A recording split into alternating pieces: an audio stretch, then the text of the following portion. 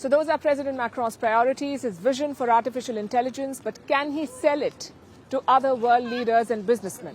That is the question that everyone is asking, and we'll have an answer by tomorrow, hopefully. That's when this global AI summit will wrap up.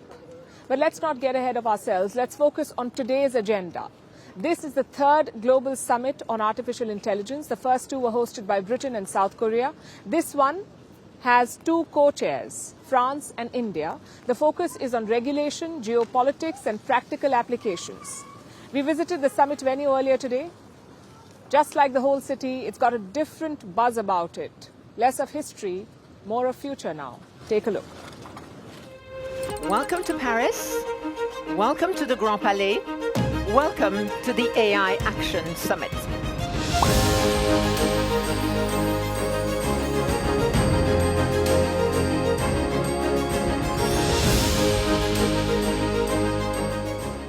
And it's underway.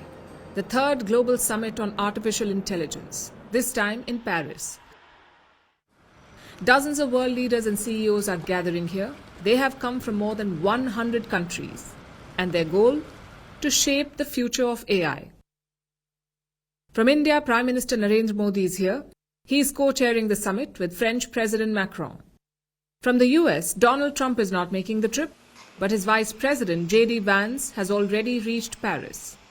And from China, Xi Jinping has dispatched his Vice Premier. So attendance is quite impressive. This is where the AI Summit is being held, at the 125-year-old Grand Palais.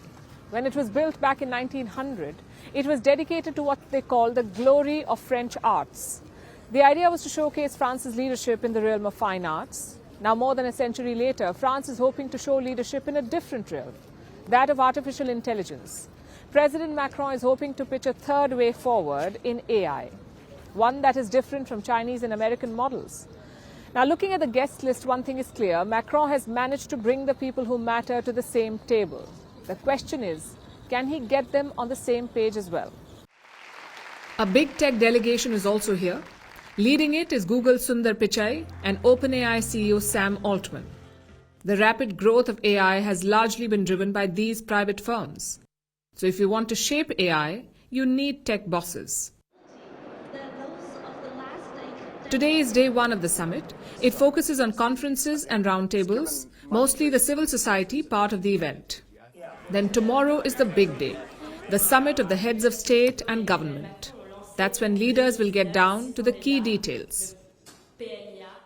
These summits are a reflection of how our approach to AI has changed over the years. The first one was in Britain, where the mood was dull and the tone was alarmist. It was all about setting up guardrails and checking the expansion of AI without regulation.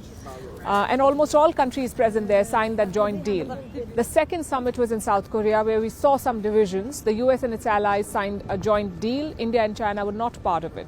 And in this third summit in Paris, the divisions are starker and deeper, and the shadow of ChatGPT versus DeepSeek and America versus China looms large over the meeting.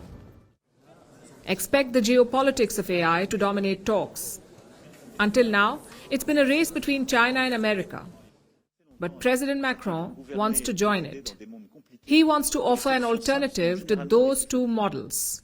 Beyond that, there are two areas of focus. The first is on sustainable AI. You need swarms of data centers to train and operate these models. Most of them, especially in the US, run on oil and gas.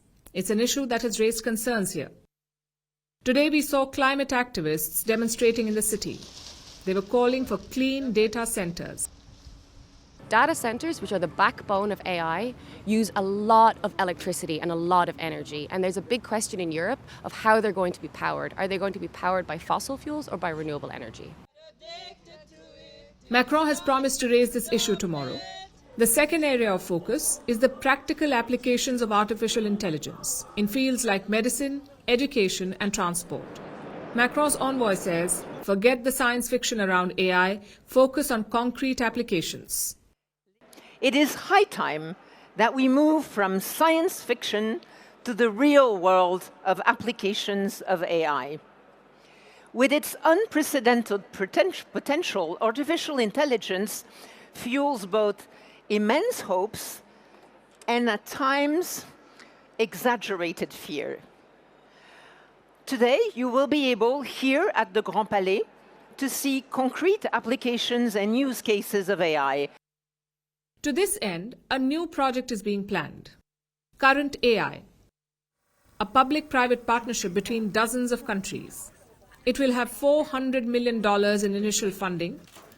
Its mission is to expand AI usage by investing in open-source AI tools and by giving access to high-quality data sets. This initiative will get some applause, but it won't be enough. All eyes will be on the joint statement. Parts of it have been leaked to the press already, and AI experts are not happy. They say the regulations and guardrails are not enough. Plus, reports say the US may not sign on. Most of the statement was drafted under Joe Biden's presidency, so Donald Trump is not keen on it. Such divisions could hamper this Paris meeting. We are racing against the clock to regulate artificial intelligence before it becomes too powerful. We cannot afford to burn opportunities like this. We are calling the show Vantage. We hope you like what we've put together for you. Touted as the minimum defense from that video. India's neighbors were the first to send the special edition of Vantage live from the White House throughout the week. Hindu Mandir in we're on our way to Tel Aviv. Pretty measure, but it's also the perfect way to drive. I don't think that Prime Minister of Bhutan, Sherin Tagwe. Welcome to 60% of the world's office. Prime Minister Modi did the iron. we were actually How are you doing? How do you like? It's been 1 year since that meeting. Iron bars separate you from the outside. Out the vote efforts. Trump had, it says, and at $4.3 trillion. 4.3 300 billion by 2030. That's what we need to tackle climate change.